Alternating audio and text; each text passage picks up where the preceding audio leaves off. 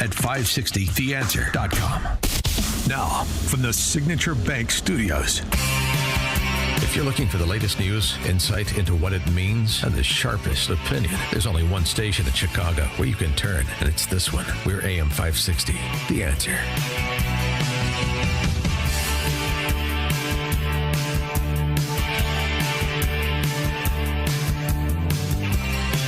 Top of the morning, Dan Proft here. Just thinking about the gerrymandering imbroglio, and then now this contretemps over Trump's intervention in D.C. I was recalling the other day this comment that David Friedberg made on the popular All In podcast. That's the one with David Sachs and others, all the successful entrepreneurs, mainly in tech. And David Friedberg, who's come quite a way on Trump. He described Trump in an interesting way as it pertains to D.C. norms. Extinction level event is what he called Trump. And here's his description of what he means. There's this kind of thing that happens in biology called evolution. And a lot of people think evolution is this continuous process, but it's not. Evolution is this process by which there is some significant growth for a period of time. And then there is an extinction event or an external force that causes what ultimately becomes what's called punctuated equilibrium. So the whole kind of system resets, and then the healthier, stronger species survive, and they grow and they persist. And if you look at the first chart, Nick, that I pulled up, this will just show you guys past extinction events. Large amounts of biomass over the past 500 million years get wiped out when these extinction events occur. And then evolution occurs because the species that can survive the extinction event persist in the environment and they grow. And that's how evolution kind of actually takes place, is there's an external force that changes what survives and what doesn't. It's kind of a testing force. If you look at federal spending, and this is a crazy link, but here's federal spending over the last couple of decades. And I would argue that many of the agencies, much of the bureaucracy, many of the jobs created, many of the spending programs, many of the operating models, many of the behaviors can kind of be viewed as a species or species within this ecosystem that have kind of grown a lot over the last few decades. And I think what Trump's mandate was by the people, and people don't want to hear this and they don't like it, but his mandate was to be kind of the extinction event.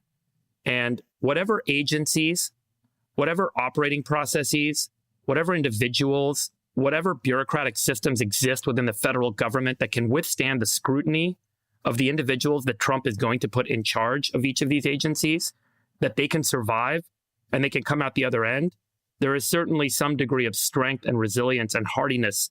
This is not about right or wrong. This you is say about they deserve to exist if they can survive. I'm saying this is going to bring in the most disruptive force that federal agencies have ever seen. And the intention with Trump isn't to find some person to keep running things the way they have been run in the past. His mandate from the people who elected him, based on the message he put out there, is to do the opposite, which is to go in and be as disruptive and damaging and destructive as possible. And whatever comes out the other side will be stronger, will be harder, and theoretically will be, more resilient. And I think that that's the event that's underway. Now, the people who are getting exactly what they want in Trump's candidacies are the Democrats. They were saying Trump is going to put a bunch of crazy lunatics in office and he's going to make them the cabinet, and and now they're able to kind of clap their hands and say, "We told you so, we told you so." And I'm not sure that if they're really getting the message, which is that the intention here isn't to keep things running the way they have been running, but to really fundamentally test the systems. And test the systems with the most challenging oppositional forces the systems have ever been tested by, which is the candidates or the individuals that he's putting in charge of each of these agencies. So I'm not saying it's right or wrong one way or the other, but I'm making an observation that this is going to be kind of an extinction level event, that Trump's decisions on who he's putting in place, I think, are going to drive an outcome on the other end that's going to make the government look very different. And I'm not going to sit around and say this person's good, this person's bad, because I don't think the point is to find someone that's, quote, qualified to do the job. The intention is actually quite different. And the outcome may actually be positive for America if you fast forward a couple of years. It's an interesting biological metaphor that David Friedberg uses to describe the essentially value proposition of a Trump presidency. Now, this is before the BBB, those comments, before the BBB, before the end of at least Musk's tenure at Doge, before obviously what has transpired over the last couple of weeks. But his whole point is that this is an evolutionary, ongoing process, and so one has to look at each issue not in isolation as the controversy du jour, but as an extinction level event, part of an extinction level event for the way things have been done in D.C. for so long. And there are going to be some fits and starts, one would expect, because evolution doesn't happen in a straight line. I just thought it was interesting, given how these things are addressed and sort of the disingenuousness with which so many people come to the table, like we were talking about with respect to intervening in D.C., when Joe Biden just intervened in D.C. 2 years ago when they tried to weaken the criminal code there and reduce penalties for things like murders and carjackings. That is more maintaining the system, what Biden did, which is to tinker on the margins for the purpose of propping up the status quo. Trump's approach is different, isn't it? And it's an important distinction to understand, it seems to me. For more on all this, please be joined by David Drucker, senior writer for The Dispatch, author of In Trump's Shadow, The Battle for 2024 and the Future of the GOP. David, thanks for joining us. Appreciate it. Yep, good to be here. What do you think of sort of Friedberg's construct there? And if you believe it has application, then where Trump is in terms of challenging how things have always been done in D.C., both literally the District of Columbia and then obviously the larger federal government. Yeah, look, I mean, I think it's pretty off base, and I don't really think it's applicable. Trump has his priorities. Biden had his. Obama had his, and we could look at various presidents. Most presidents come, not all, but many presidents come into D.C. with an idea of reform and overhauling the system.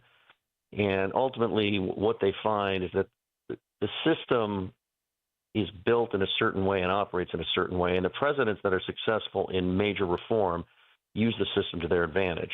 What's distinguished Trump from even Trump 1.0 is his use of executive authority. He's stretching the bounds of executive authority. I imagine a future Democratic president is taking notes on just what presidents can get away with and cannot get away with.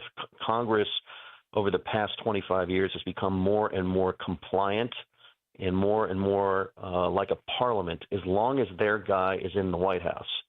And so they don't really guard their authority. They don't really want to use their authority, again, unless the other party controls the White House. And then you hear them ad nauseum talk about the three branches of government and checks and balances, something they have no need for or no use for when their guy's in charge. And so I think when you look at certain things Trump has done, he has done things that other presidents didn't do or wouldn't do.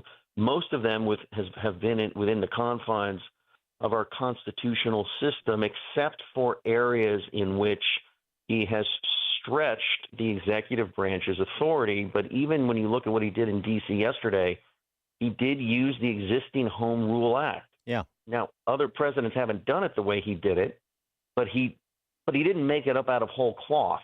And so I think people sometimes see in Trump what they want to see, for good or for ill.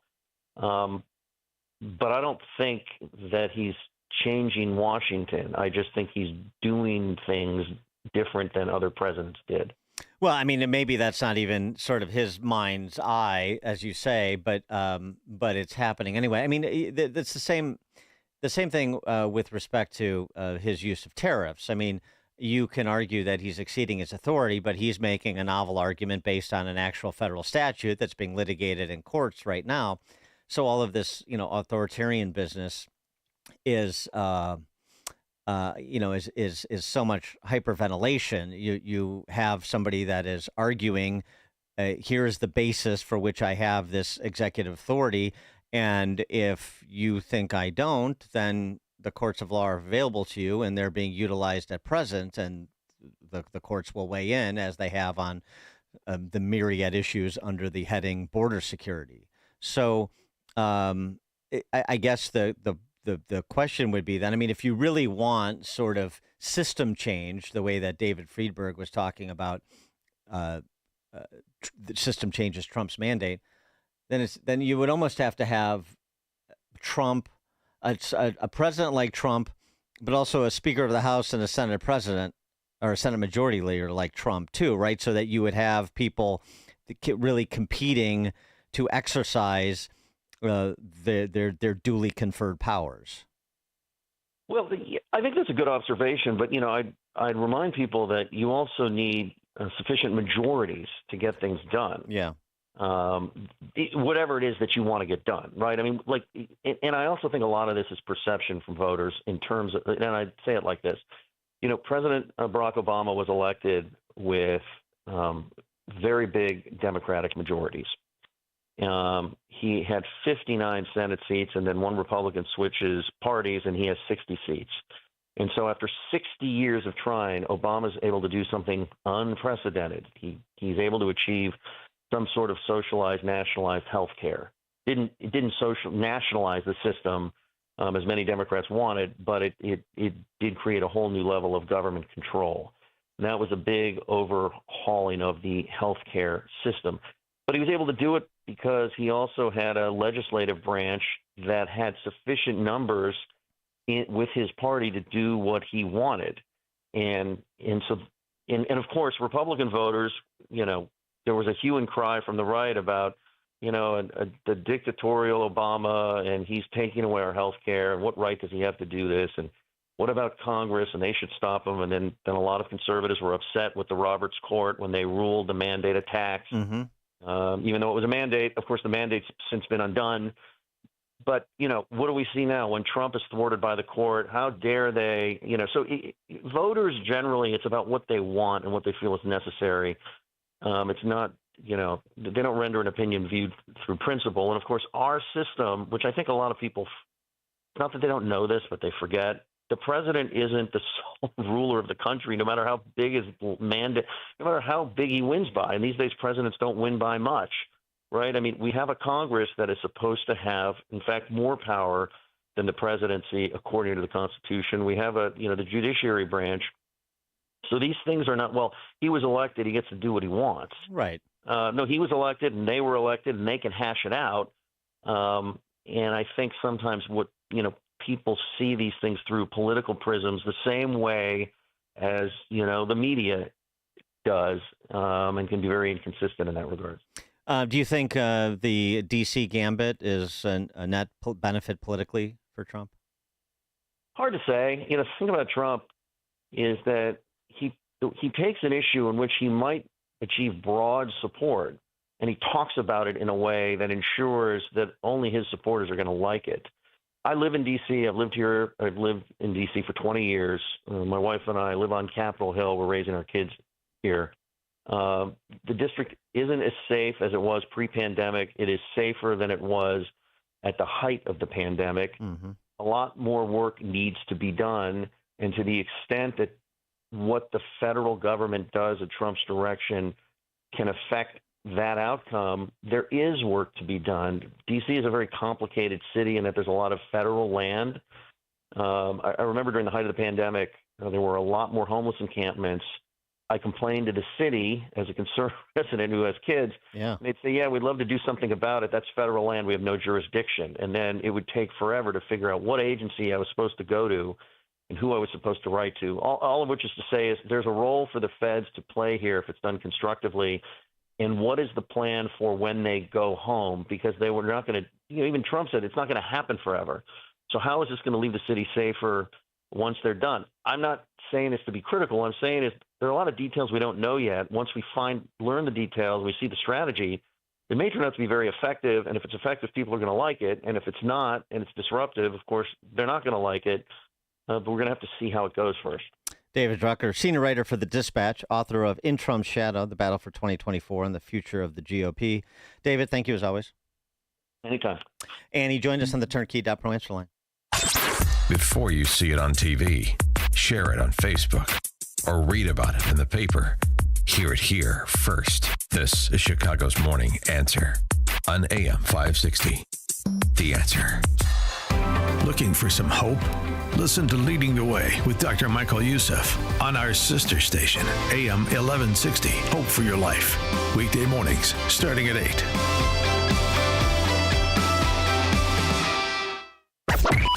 AM 560. The Answer.